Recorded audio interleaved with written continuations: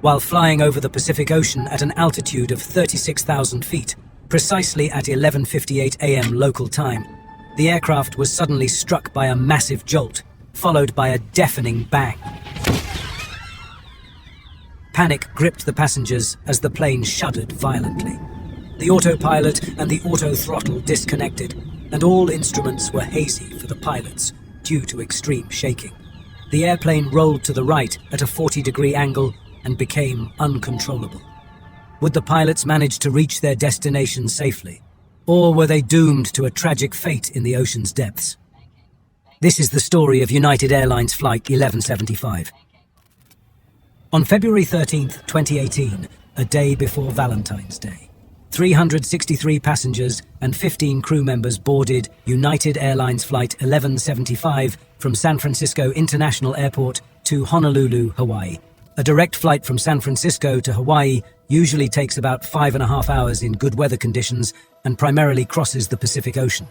No other countries are overflown during this direct route.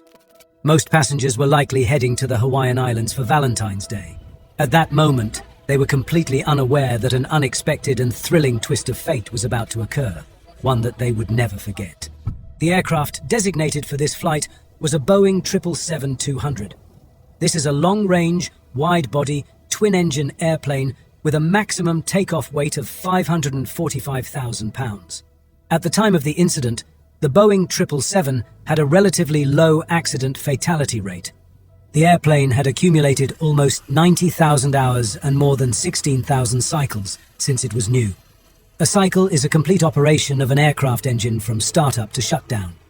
This includes the engine being turned on, used for a flight, and then turned off. Each cycle represents a full use of the engine, irrespective of the duration or distance of the flight. This is an essential measure in aviation, as it helps to track the wear and tear on the aircraft's engines, which is crucial for maintenance and safety protocols.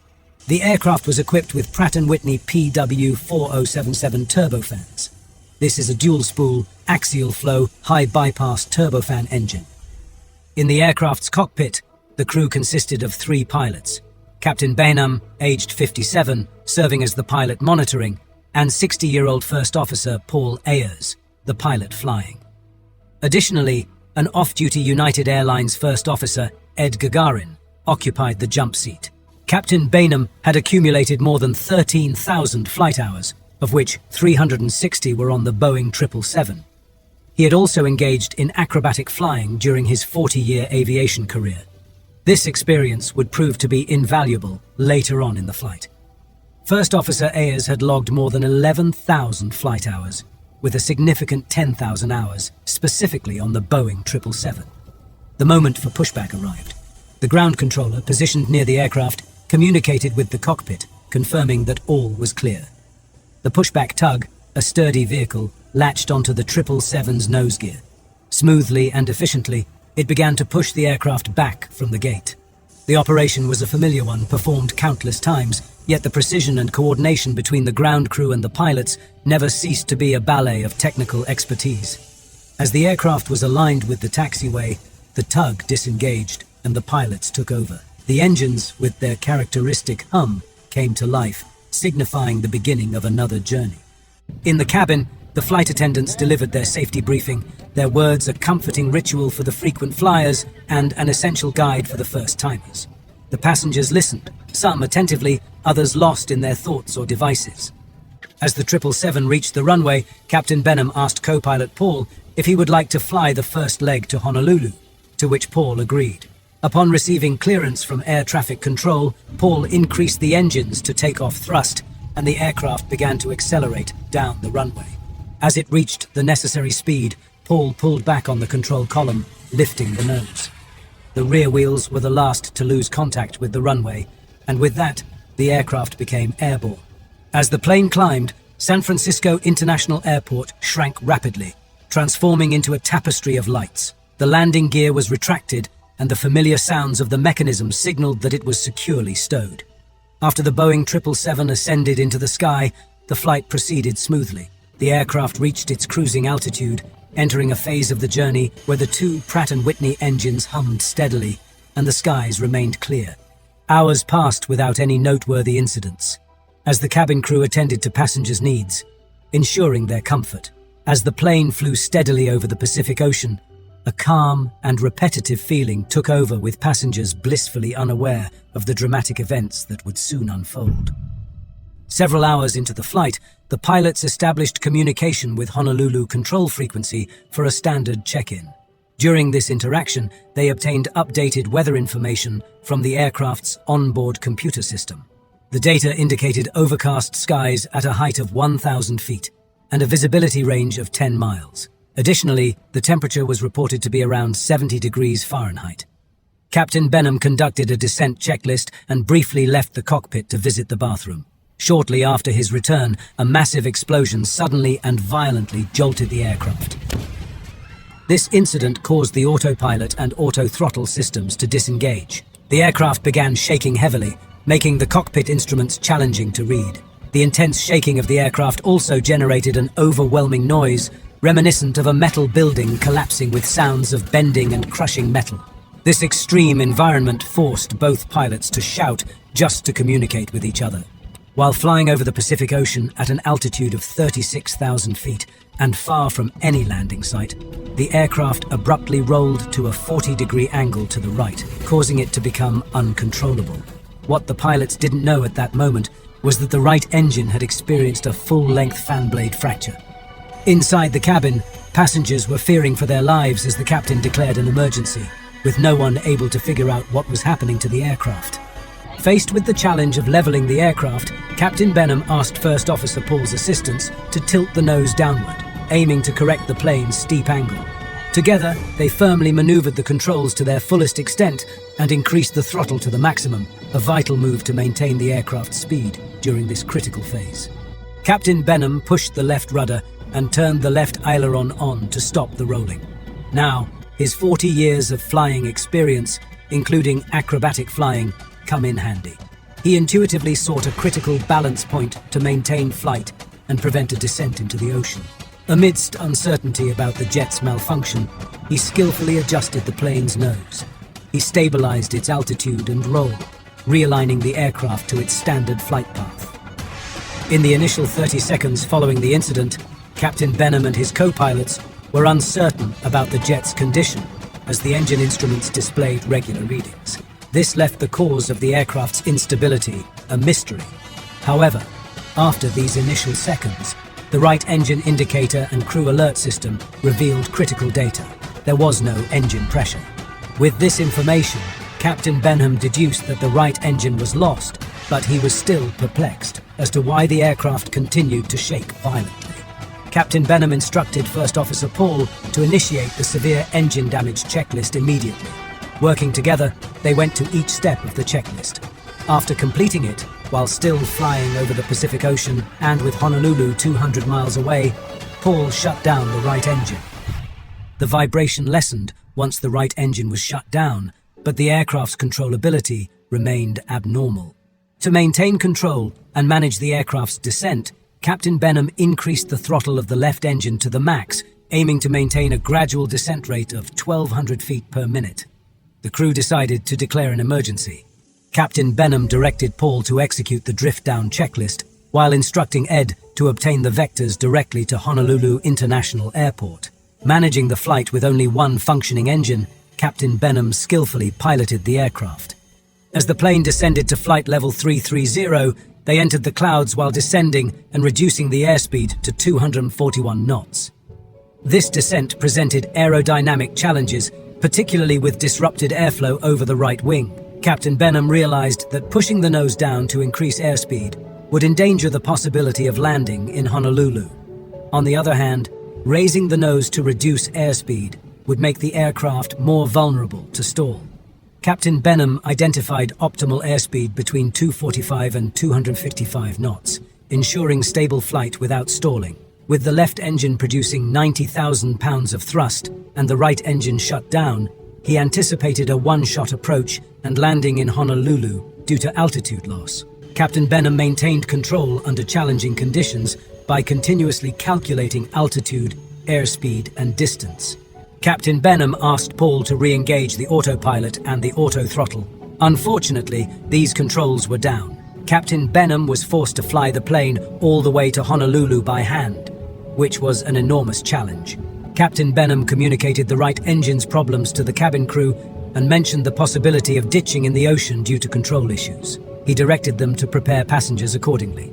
The captain asked Ed to take a picture of the right engine so that he could understand what the problem was. The pilot still didn't understand why the airplane was shaking and the requirement for full throttle to maintain a shallow descent. Ed captured a brief video of the damaged right engine, which he then presented to the pilots. It revealed that the engine's cowling had been torn off, explaining the situation. Finally, the captain understood that the aerodynamics were compromised, and they contacted the airline's Network Operations Center to assist in the checklist and to contact Honolulu to inform the local control center of the incident. Captain Benham set the flaps to 1, and tension filled the cockpit. A sigh of relief swept over them when the flaps successfully engaged. As the aircraft descended through the layers of cloud, the runway lights came into view. The captain requested Paul to lower the landing gear, and Paul promptly carried out the request.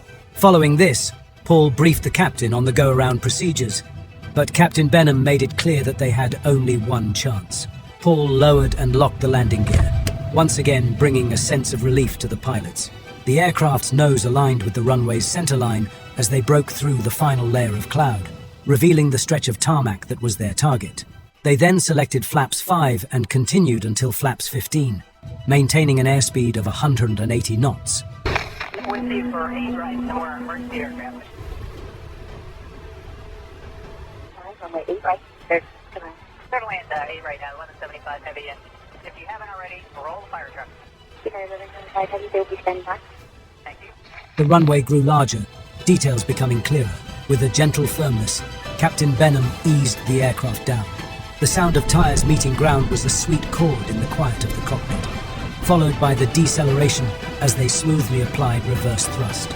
Upon a smooth landing, applause filled the cabin as passengers realized the success of the landing. After coming to a stop, Paul informed the captain that he could release the controls. At this moment, Captain Benham realized he had maintained a firm grip on the yoke with his left hand and held the throttle with his right hand for 40 minutes.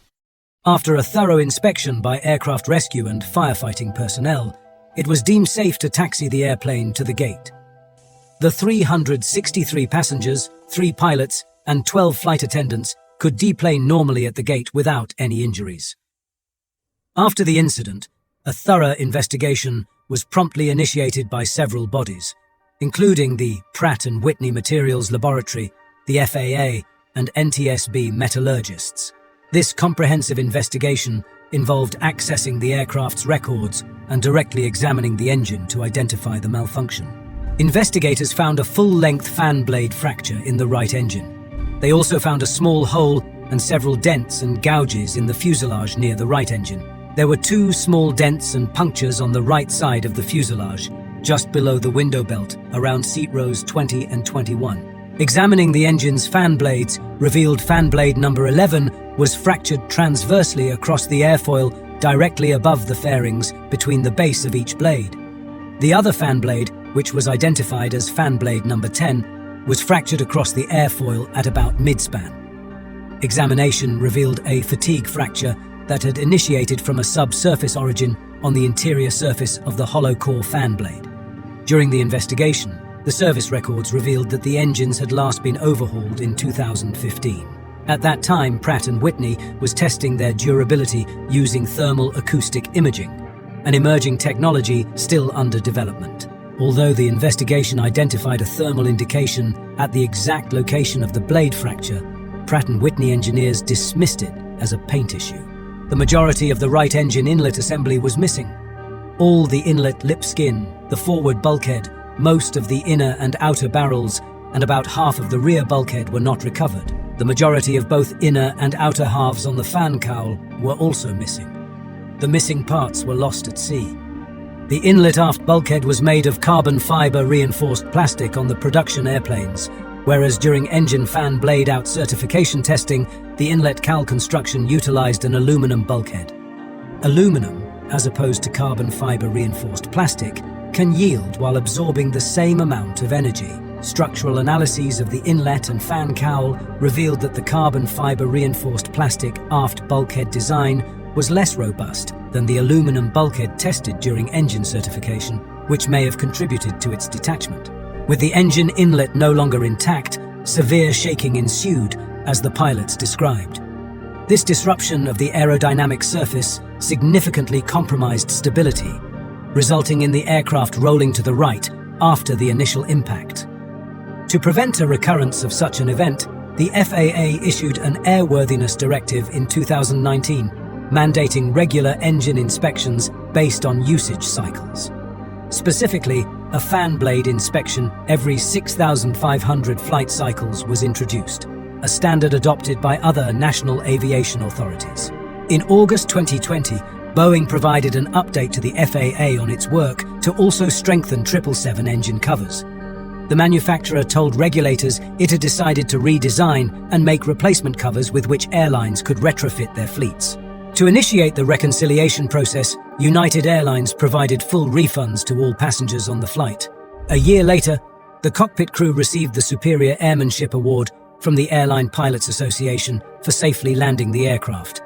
Captain Benham's heroic actions stand out, demonstrating incredible determination and composure even under extreme pressure.